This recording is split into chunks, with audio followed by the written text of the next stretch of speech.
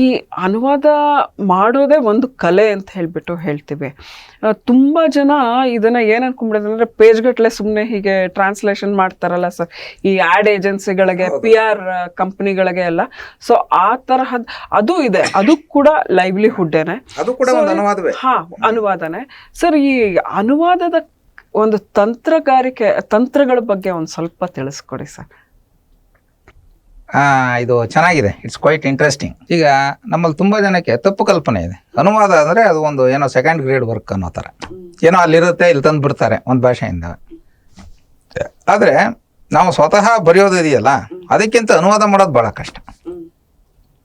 ಯಾಕೆಂದರೆ ಅದಕ್ಕೇನೆ ಸಂಸ್ಕೃತದಲ್ಲಿ ಏನು ಹೇಳ್ತಾರೆ ಅಂದರೆ ಅನುವಾದವನ್ನು ಪ್ರತ್ಯಭಿಜ್ಞಾನ ಅಂತಾರೆ.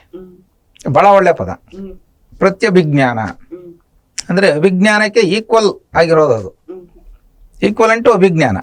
ಇದು ಏನು ಅಂದರೆ ನಮ್ಮ ಭಾರತ ದೇಶದಲ್ಲಿ ವಿಶೇಷವಾಗಿ ಅನುವಾದಕ್ಕೆ ತುಂಬ ಸ್ಕೋಪ್ ಇದೆ.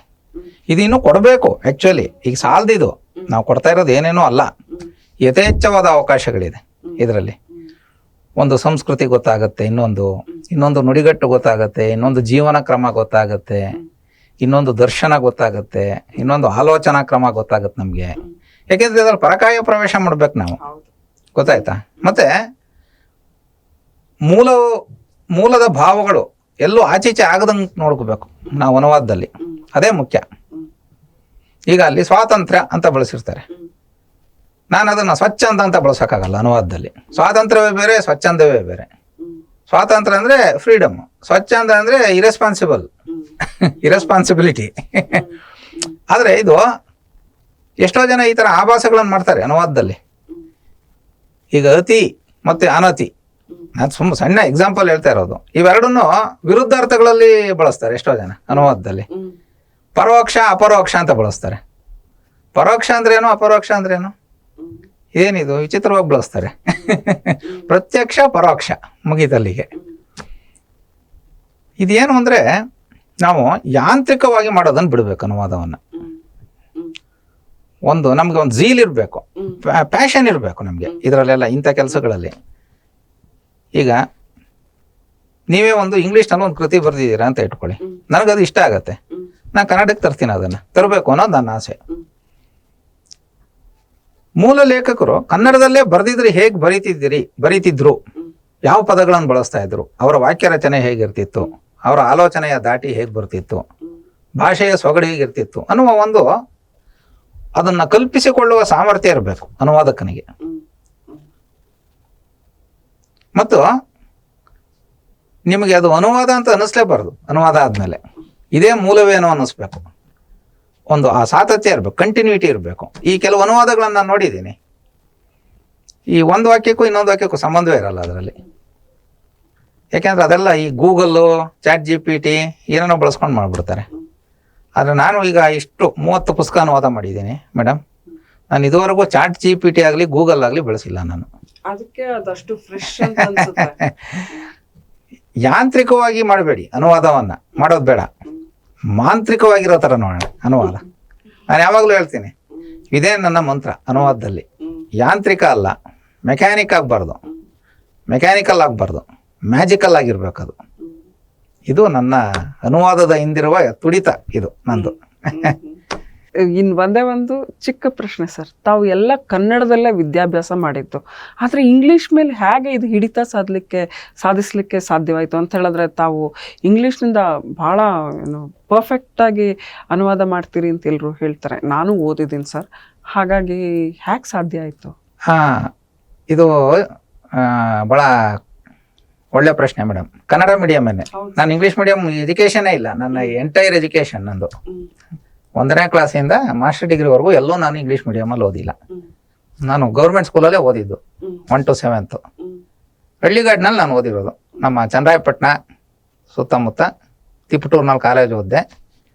ಆಮೇಲೆ ಪೋಸ್ಟ್ ಗ್ರ್ಯಾಜುಯೇಷನ್ ಡಿಪ್ಲೊಮಾ ಇನ್ ಜರ್ನಲಿಸಮ್ಗೆ ಬೆಂಗಳೂರಿಗೆ ಬಂದೆ. ನಾನು ಅಲ್ಲೂ ಕನ್ನಡ ಮೀಡಿಯಮ್ಮೇ ನಾನು. ಮತ್ತು ನಾನು ಕನ್ನಡ ಪತ್ರಕರ್ತನಾಗಿಯೇ ಕೆಲಸ ಮಾಡಿರೋದು. ಬಟ್ ಕನ್ನಡ ಪತ್ರಿಕೋದ್ಯಮದಲ್ಲಿ ನಾನು ಹೆಚ್ಚು ಮಾಡಿರೋದು ಇಂಗ್ಲೀಷಿನಿಂದ ಕನ್ನಡಕ್ಕೆ ಅನುವಾದಗಳು. ಫಸ್ಟೇನೆ ನಮ್ಮ ಇವರು ನ್ಯಾಷನಲ್ ಡೆಸ್ಕಿಗೆ ಹಾಕ್ಬಿಟ್ರು, ಅನುವಾದ ಮಾಡೋರಿಲ್ಲ ಇಲ್ಲಿ ಹೋಗಿ ನೀವು ಅಂತ. ನನಗದೊಂದು ಒಳ್ಳೆ ಆಪರ್ಚುನಿಟಿ ಅನ್ನಿಸ್ತು ನನಗೆ. ಇದು ಏನು ಅಂದರೆ ಮೇಡಮ್, ನಾವು ಕನ್ನಡ ಒಂದು ಭಾಷೆ, ಇಂಗ್ಲೀಷೇ ಇನ್ನೊಂದು ಭಾಷೆ ಅನ್ನುವ ಭಾವನೆಯನ್ನು ಬಿಟ್ಬಿಡ್ಬೇಕು. ಒಂದು ಇನ್ನೊಂದರ ವಿಸ್ತರಣೆ. When English comes to you or me like an extension of Kannada, there will be no problem. ನಿಮ್ಗದು ನಿಮ್ಮ ಕಾನ್ಷಿಯಸ್ಗೆ ಹೋಗಲ್ಲ, ಅದು ಯಾವುದು ಗ್ರಾಮರ್ರು ಗೀಮರ್ರು ಅವೆಲ್ಲ.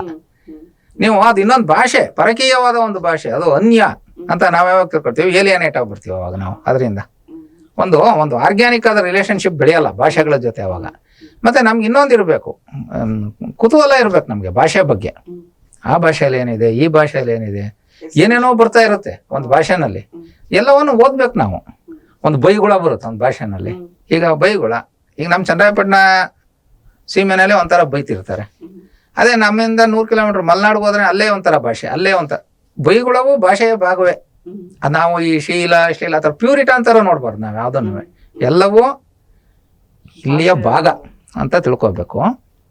ಮತ್ತು ಇನ್ನೊಂದು, ನನಗೆ ಇಂಗ್ಲೀಷ್ ಮೇಲೆ ಒಂದು ಹಿಡಿತ ಬರೋದಕ್ಕೆ ಅಥವಾ ಅಲ್ಲಿರೋದನ್ನು ಗ್ರಹಿಸೋದಕ್ಕೆ ಸಾಧ್ಯವಾಗಿರೋದು, ಇದರ ಕ್ರೆಡಿಟನ್ನು ನಾನು ನಮ್ಮ ತಂದೆಯವರಿಗೆ ಕೊಡೋದಕ್ಕೆ ಇಷ್ಟಪಡ್ತೀನಿ. ಈಗ ನಮ್ಮ ತಂದೆ, ನಾನಿನ್ನೂ 5ನೇ ಕ್ಲಾಸಿಂದ ತಾನೆ ಅವಾಗೆಲ್ಲ ಇಂಗ್ಲೀಷು ಶುರುವಾಗ್ತಾ ಇದ್ದಿದ್ದು ನಾವು ಓದೋವಾಗೆಲ್ಲ. ಈಗಿನ ಥರ LKG ಪ್ರೀ ನರ್ಸರಿ ಅವೆಲ್ಲ ಏನಿಲ್ವಲ್ಲ ಅವಾಗ. ಸೀದಾ 1ನೇ ಕ್ಲಾಸ್ಗೆ ಹಾಕೋರು. ಅದು ಗೌರ್ಮೆಂಟ್ ಸ್ಕೂಲ್ ಬೇರೆ ನಮ್ಮದು. ಇದ್ದಿದ್ದೇ ಸ್ಟೇಟ್ ಸಿಲಬಸ್ಸು ಒಂದೇನೆ. 5ನೇ ಕ್ಲಾಸಿಂದ ಶುರುವಾಗೋದು. ನಾನು 8ನೇ ಕ್ಲಾಸಿಗೆ ಬಂದಾಗ ನಮ್ಮ ತಂದೆ ಏನು ಮಾಡಿದರು, ಪಾಲ್ಗ್ರೇವ್ದು ಒಂದು ಒಳ್ಳೆ ಪುಸ್ತಕ ಇದೆ ಇಂಗ್ಲೀಷಲ್ಲಿ, ದಿ ಗೋಲ್ಡನ್ ಟ್ರೆಜರಿ ಅಂತ. ಆಧುನಿಕ ಇಂಗ್ಲೀಷ್ ಕವಿತೆಗಳ ಸಂಕಲನ ಅದು. ಅದ್ಭುತವಾದ ಕವಿತೆಗಳಿವೆ ಅದರಲ್ಲಿ. ಒಂದು 700-800 ಸಾವಿರ ಕವಿತೆಗಳಿವೆ ಅದರಲ್ಲಿ. ನಮ್ಮ ತಂದೆಗೆ ಅದು ಬಹಳ ಇಷ್ಟ. ನಮ್ಮ ತಂದೆ ಏನ್ ಮಾಡಿದ್ರು, ನಿನಗೆ ಇದರಲ್ಲಿ ಯಾವ್ದು ಅರ್ಥ ಆಗುತ್ತೋ, ತುಂಬಾ ಸಿಂಪಲ್ ಆಗಿರೋದೇ ತಗೋ, ಅನುವಾದ ಮಾಡ್ತಾ ಹೋಗು. ಅರ್ಥ ಆಗದೆ ಇದ್ರೆ ನಾನು ಕೇಳು, ಇಲ್ಲ ಅಂದ್ರೆ ಡಿಕ್ಷನರಿ ಇಟ್ಕೋ ಪಕ್ಕದಲ್ಲಿ, ತೋಚಿದಂಗೆ ಮಾಡು. ನಿನ್ಗೆ ಇದು ಯಾವತ್ತೋ ಒಂದ್ ದಿವಸ ನಿಂಗೆ ಕೈ ಹಿಡಿಬೋದು ನಿನ್ನ. ಇದು ನಿನಗೆ ಅನುವಾದದಲ್ಲಿ ಒಂದು ಆಸಕ್ತಿ ಇರೋಂಗಿದೆ, ರೂಢಿಸ್ಕೊ ಇದನ್ನ ಅಂದ್ರು ಅವ್ರು. ನಮ್ಮ ತಂದೆ ಅದನ್ನು ಗುರುತಿಸಿದ್ರು. ಮತ್ತು ಅವರು ನಾನು SLC ಪಾಸ್ ಆದಾಗ ಅವ್ರು ನೀನು ಸೈನ್ಸ್ ತಗೋ, ಕಾಮರ್ಸ್ ತಗೋ ಏನೂ ಹೇಳಿಲ್ಲ. ಅವರು ಹೇಳಿದ್ದೇನೆ, ನೀನು ಕನ್ನಡ ಮೇಜರ್ ತಗೋ, ಶೈನ್ ಆಗ್ತೀಯ ಅಲ್ಲಿ ನೀನು ಅಂದರು. ಅನುವಾದ ಇವತ್ತು ನಾನು ಇಷ್ಟೆಲ್ಲ ಅನುವಾದ ಮಾಡಿರ್ಬೋದು. ಈಗ ನಾನು MS ಸುಬ್ಬಲಕ್ಷ್ಮಿ ಮೇಲೆ ಮಾಡಿದ್ದೀನಿ, ಮಲಾಲಾ ಆಟೋಬಯೋಗ್ರಫಿ ಮಾಡಿದ್ದೀನಿ, ಸ್ಯಾಮ್ ಪಿತ್ರೋಡದ್ ಮಾಡಿದ್ದೀನಿ, ಆಮೇಲೆ ಟಾಲ್ಸ್ಟಾಯ್ದು ಮಾಡಿದ್ದೀನಿ, ಓಶೋದ್ ಮಾಡಿದ್ದೀನಿ, PV ನರಸಿಂಹರಾವ್ ಬಗ್ಗೆ ಮಾಡಿದ್ದೀನಿ, ಶ್ಯಾಮ್ ಪ್ರಸಾದ್ ಮುಖರ್ಜಿ ಜೀವನ ಚರಿತ್ರೆ ಮಾಡಿದ್ದೀನಿ, ಅವರ ಭಾಷಣಗಳನ್ನು ಮಾಡಿದ್ದೀನಿ, ಸಾವರ್ಕರ್ ಮಾಡಿದ್ದೀನಿ, ಆಮೇಲೆ ಶಿವಾಜಿ ಬಗ್ಗೆ ಮಾಡಿದ್ದೀನಿ, ಆಮೇಲೆ ಈಗ ಗುರುಚರಣ್ ದಾಸ್ ಒಂದು ಮಾಡಿದ್ದೀನಿ ಮೇಡಮ್. ಹಾಂ, ಈಗ ನಾಳೆ ಬಿಡುಗಡೆ 4ನೇ ತಾರೀಕು. ನನಗೆ ಗುರುಚರಣ್ ದಾಸ್ ಮಾಡಲೇಬೇಕು ಅಂತ ನಂಗೆ ಭಾಳ ಆಸೆ ಇತ್ತು. ನನಗೆ ಏನು ಅಷ್ಟೊಳ್ಳೆ ರೈಟರ್ ನಾವು ಕನ್ನಡಕ್ಕೆ ತಂದೇ ಇಲ್ವಲ್ಲ ಇಲ್ಲಿವರೆಗೂ ಅಂತ. ನಾವು ಯಾವುದ್ರ ಬಗ್ಗೆನೂ ನಿಷೇಧಾತ್ಮಕವಾದ ಮನಸ್ಥಿತಿ ಇಟ್ಕೋಬಾರ್ದು. ಅನುವಾದ ಮಾಡೋರು ಎಲ್ಲವೂ ಬೇಕು. ಓಕೆ, ನಮಗೆ ಒಂದು ಭಾಷೆ ರಿಚ್ ಆಗುತ್ತಲ್ವ, ಅವಾಗ ನಾವು ರಿಚ್ ಆಗ್ತೀವಿ. ನಾನೇನು ಮಾಡಿದೆ, ಅವ್ರದ್ದು ಇತ್ತೀಚಿನ ಪುಸ್ತಕ the ಡೈಲಮ್ of an Indian liberal ಅಂತ ಹೇಳ್ಬಿಟ್ಟು, ಅದನ್ನು ನಾನು ಉದಾರವಾದಿಯ ಉಭಯ ಸಂಕಟ ಅಂತ ಕನ್ನಡಕ್ಕೆ ಮಾಡಿದೆ. ಇದೆಲ್ಲವೂ ಕನ್ನಡಕ್ಕೆ ಬಂದರೆ ಚೆನ್ನಾಗಿರುತ್ತೆ ಅಂತ ಹೇಳಿ, ನನಗೇನು ಅಂದರೆ ನಿಷೇಧಾತ್ಮಕವಾದ ಮನಸ್ಥಿತಿ ಇಲ್ಲ ನನಗೆ. ಇದು ಲೆಫ್ಟು ರೈಟು ನನಗೆ ಈ ಥರದ್ರೆಲ್ಲ ನಂಬಿಕೆನೇ ಇಲ್ಲ ನನಗೆ. ಓಕೆ, ಈ ಹೊರಗಡೆಯವ್ರು ಹೇಳ್ಬೋದು ಅಷ್ಟೇ. ಇದು ಒಂದು ಪ್ಯಾರಾಡಾಕ್ಸ್ ಆಗುತ್ತೆ. ಇದು ಲೇಖಕನಲ್ಲಿ ಇಲ್ಲದ ಭಾವವನ್ನು ಹೊರಗಿನ ಜಗತ್ತು ಅವನಲ್ಲಿ ಆರೋಪಿಸುತ್ತೆ. ಅನುವಾದಕನಿಗೋ, ಒಬ್ಬ ಲೇಖಕನಿಗೋ, ಒಬ್ಬ ಕವಿಗೋ, ಒಬ್ಬ ಭಾಳ ಇಂಟ್ಯೂಷನ್ ಇರೋ ಲೇಖಕ ಈ ಥರ ಸೀಮಿತವಾಗಿರಲ್ಲ. ಅವನು ಅವುಗಳ ಸೀಮೋಲ್ಲಂಘನೆ ಮಾಡಕ್ಕೆ ನೋಡ್ತಿರ್ತಾನೆ ಯಾವಾಗಲೂ, ಅಲ್ವಾ?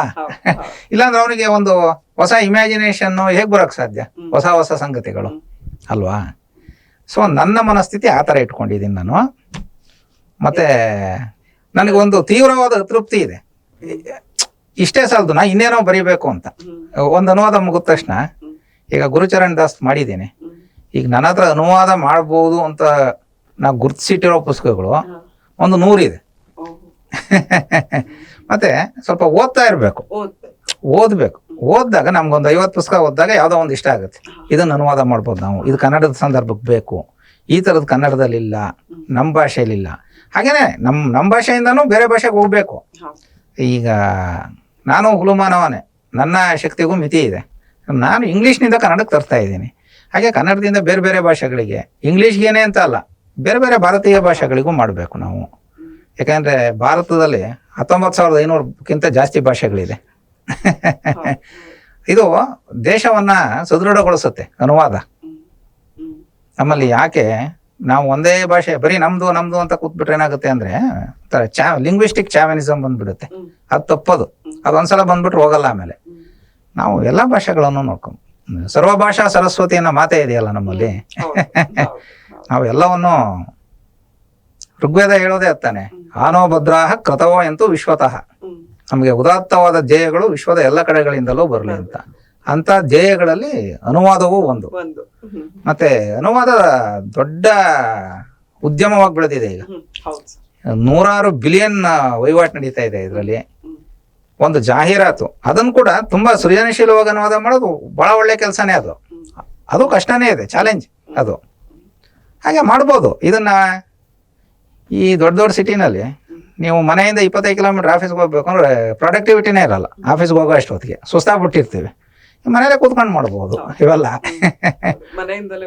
ಒಳ್ಳೆ ನೆಮ್ಮದಿನೂ ಇರುತ್ತೆ, ಮತ್ತೆ ಒಂದು ರೋಮಾಂಚನ ಇರುತ್ತೆ ಪ್ರತಿ ಅನುವಾದ ಮಾಡಿದಾಗ್ಲೂ. ಇದು ಈ ಥರದ್ದು ತುಂಬಾ ಅನುವಾದಕರಿಗೆ ತುಂಬಾ ಬೇಡಿಕೆ ಇದೆ ಆ್ಯಕ್ಚುಲಿ. ಇನ್ನು ಎಷ್ಟು ಜನ ಅನುವಾದಕರು ಬಂದರೂ ಕಡಿಮೆ ನಮ್ಮಲ್ಲಿ. ಆ್ಯಕ್ಚುಲಿ ನಮ್ಮಲ್ಲಿ ಈಗ ಇರೋ ಅನುವಾದಕರು ತುಂಬಾ ಕಡಿಮೆ, ಏನೇನೋ ಅಲ್ಲ ಆ್ಯಕ್ಚುಲಿ. ಯಾಕೆ ನಮ್ಮಲ್ಲಿ ನಿರೀಕ್ಷೆ ಎಷ್ಟು ಅನುವಾದಗಳು ಬರ್ತಿಲ್ಲ ಅಂದರೆ ಅಗತ್ಯದಷ್ಟು ಅನುವಾದಕರು ಇಲ್ಲ ನಮ್ಮಲ್ಲಿ. ಇದು ವಾಸ್ತವ ಮೇಡಮ್.